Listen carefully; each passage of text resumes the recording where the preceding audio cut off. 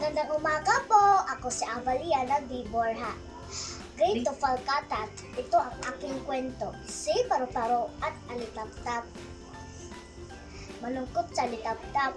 3 araw na siya hindi kumakain. Masakit na ang kanyang tiyan.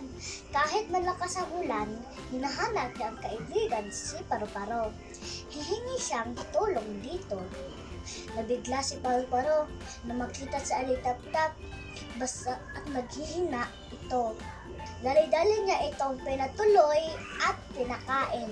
Niyakap niya ito pagkatapos. Mahal niya ang kaibigan si Alitap-Tap. Dahil mo ito pagkain, sa susunod, mag-imbak ka ng pagkain.